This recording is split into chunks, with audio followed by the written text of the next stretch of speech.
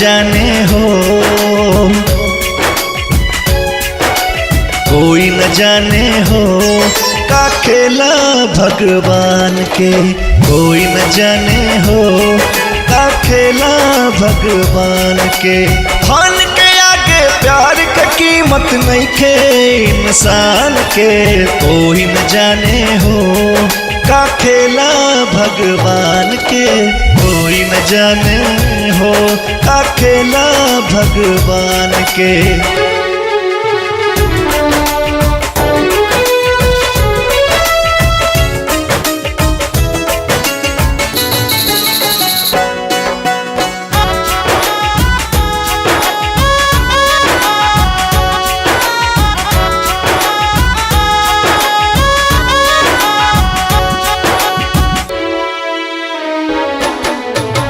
किस्मत पाना जोड़ के हूँ के, सोचल बात ना कब होखे।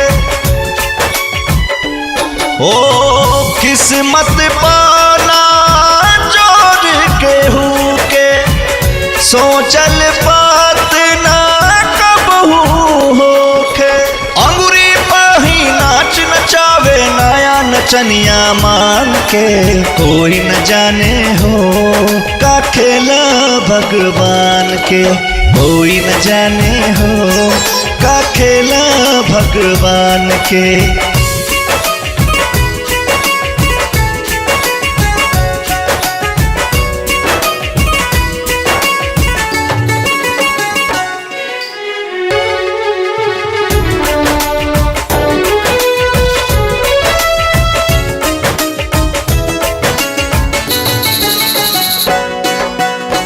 जेकरा के दिल पास बोलावे, दौलत ओके दूर भगावे। हो जेकरा के दिल पास बोलावे, दौलत ओके दूर भगावे। जेके जनला जान से ज्यादा ऊ दुश्मन बा जान के, कोई न जाने हो का खेला भगवान के, कोई न जाने हो का खेला भगवान के।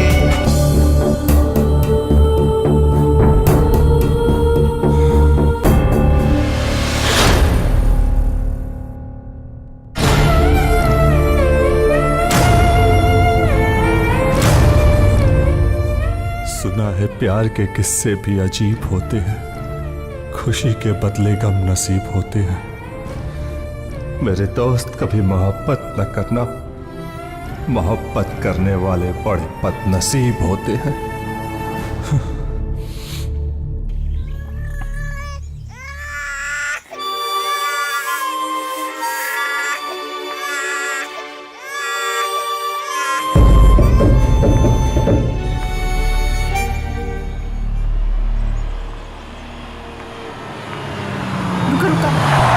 गाड़ी थोड़ा पीछे ला। गौरी, रानी,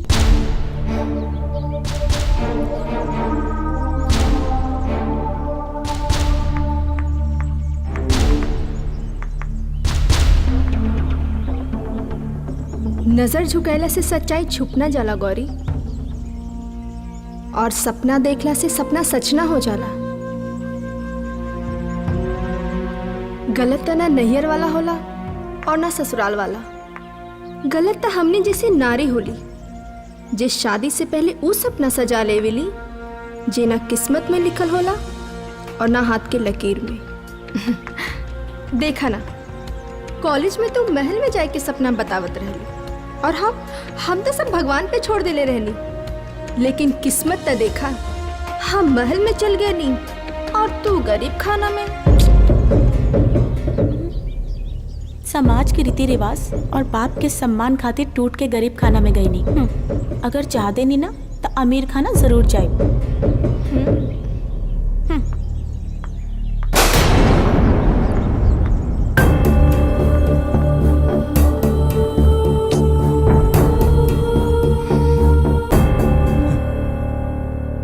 मोहब्बत न होती गजल कौन कहता, कीचड़ के फूल को कमल कौन कहता।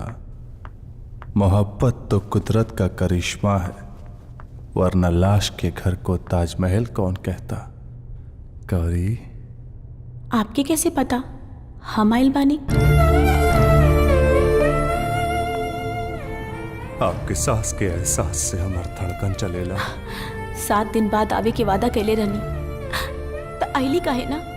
आयल रानी, पर कोई और साथ फेरा लेके 7 जन्म खातिर तारा के आपन बनावत तो रोकला काहे ना मोहन? हमके लागल खुशी खुशी बियाह करत तारू।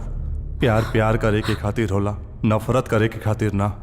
हम तारा रिश्ता के बीच में रोड़ा बने के ना चाहत रहनी। प्यार के रिश्ता आपसे बना ले रहनी, लेकिन ई बंगला के दीवार के भी आपन बनावे की चाहत रहली। पर गांव के रिवाज और बाप के जिद, ई महल के सपना और आपके बेचैन एलस। हमारी महल काल भी आपके रहे, आज भी आपके बानी और आगे भी आपके रहे। हमार दिल के दरवाजा और महल के दरवाजा आपके लिए 24 घंटा ला खुलल बा।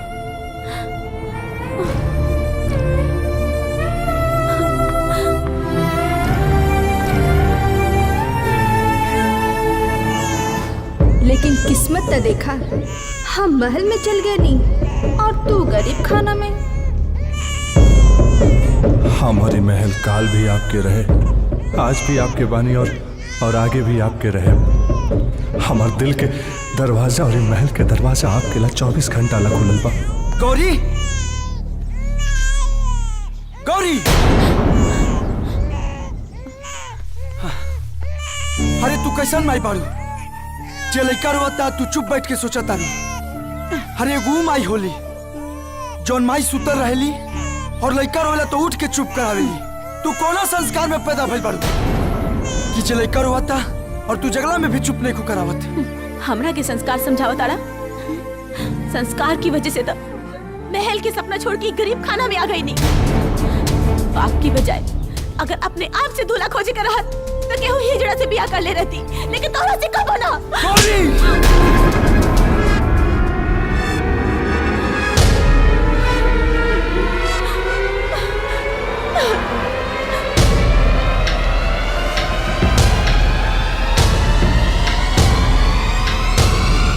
रुक जा।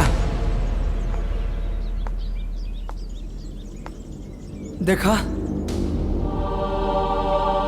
जब मेहरारू चौखट के भीतर रहले तो लोग इज्जत से देखेला, और उहे मेहरारू जब चौखट लांग के बाहरी चल जाले तो लोग गलत निगाह से देखेला।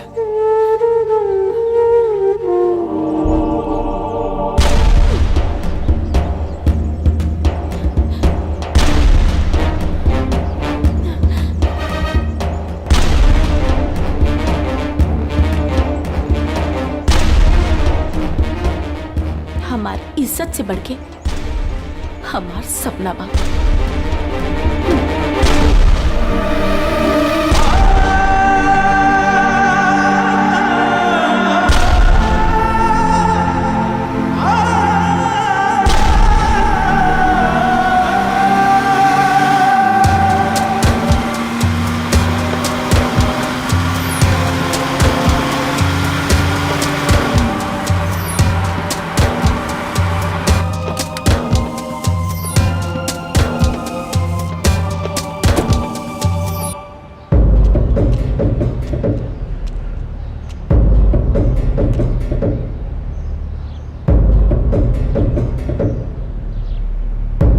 औलाद के नजर जब तक नीचे रहेला, माँ बाप के इज्जत ऊपर रहेला।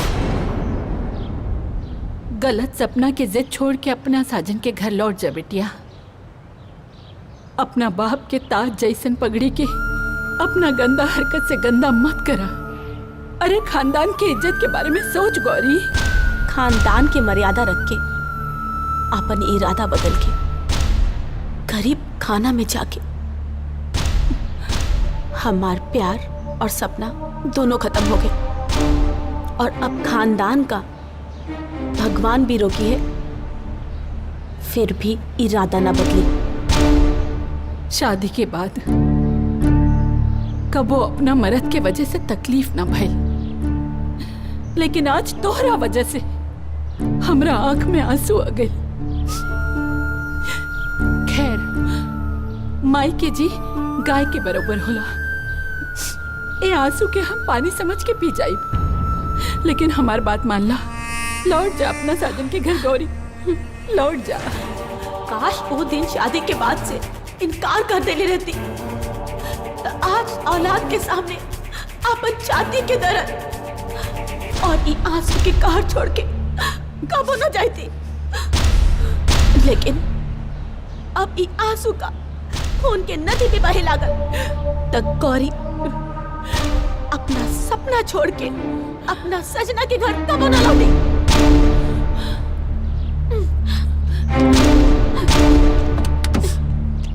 चलो चलो।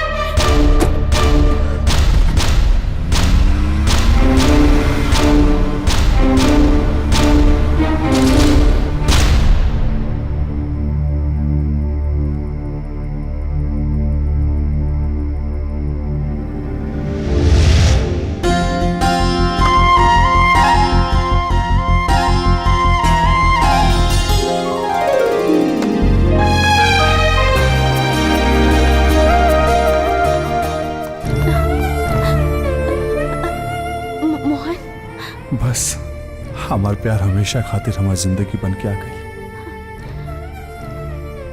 और हमरा का चाहिए।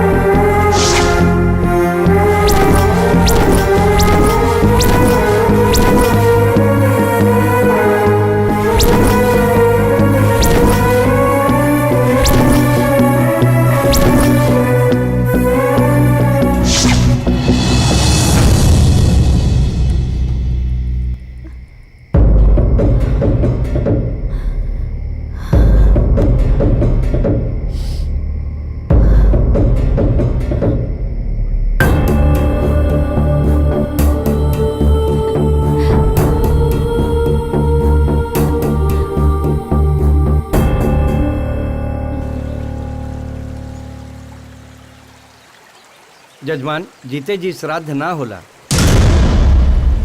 पंडित जी, दुनिया खातिर हमार बेटी जिंदा हुई, पर हमरा लाने गौरी मर चुकल बा। रउआ श्राद्ध करी।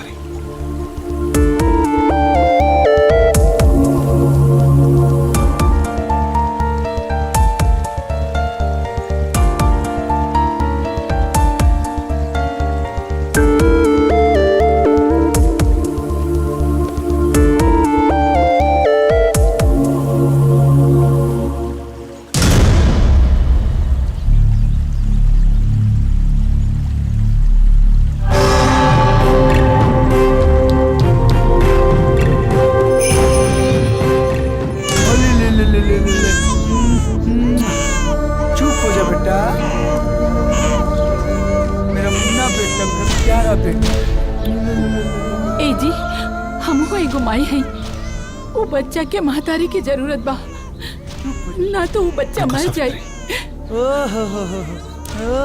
दामाद जी के घरे बुलाओ। सो जा बेटा।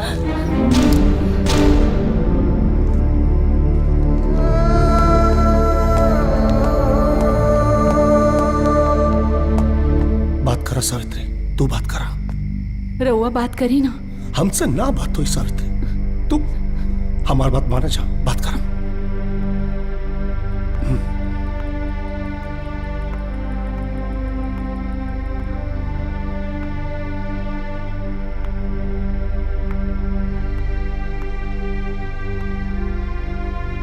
दामाद जी, हम आपसे कुछ बात करल चाहता नहीं, अगर राउर इजाजत हो तब। माई,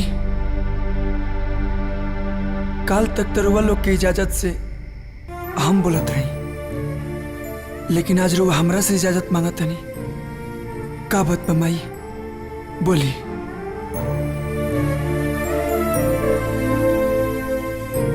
दामाद जी, जैसे पानी के बिना मछली ना जी सकेले, वैसे महतारी के बिना औलाद भी ना जी सकेले। माई तू कहल का चाहतर हम समझ नहीं के पावत। हम चाहता नहीं कि रउआ ज्योति से ब्याह कर ली। ना माई, रुआ सबके आदेश के हम तिरस्कार तो नहीं कर सकत, लेकिन स्वीकार भी ना कर सकीला। रुआ से हमार हाथ जोड़ के निवेदन बा कि हमरा के हमरा भाग्य पे छोड़ दी।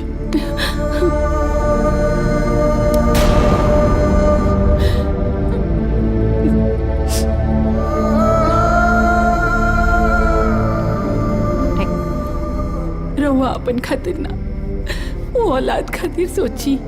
ओकरा के एगो माई की जरूरत बा, और रउआ एगो माई बन के ओकर पालन पोषण नहीं के कर सकत। लोग औलाद खातिर का न करेला, पूजा पाठ मान मनौती। राउर औलाद भइला के बाद अगर ओके कुछ हो जाए तो सोची ना हमरा पे का गुजरी।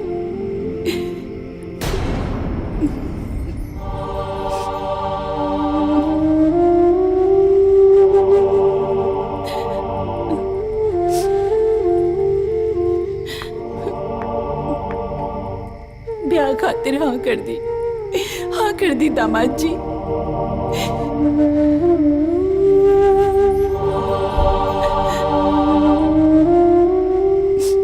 ठीक बा, हम ज्योति से ब्याह करे खातिर तैयार बानी, सिर्फ अपना बबुआ खातिर। रुका, तोर पैर की चप्पल और तोहार इतना औकात नहीं के कितने हमरा घर के भीतर आ सके। मुंह खोल देनी तब भरल कपड़ा में इज्जत नीलाम हो जाई। अगर सर झुका के मुंह बंद रख लेनी तो गरीब के मान मर्यादा संस्कार के पहलू बढ़ जाई। काट ले के अलबानी, ई ला काट।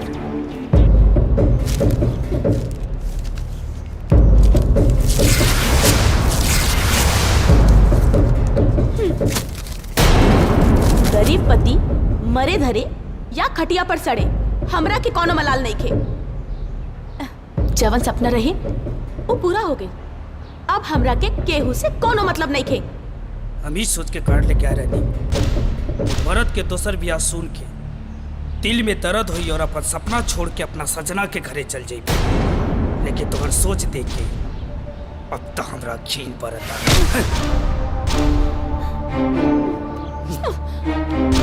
मालकिन या दोस्त के मेहरारू के हैसियत से थप्पड़ का चप्पल भी खा ली थी, लेकिन एक चरित्रहीन औरत बनकर थप्पड़ उठैले बाड़ू।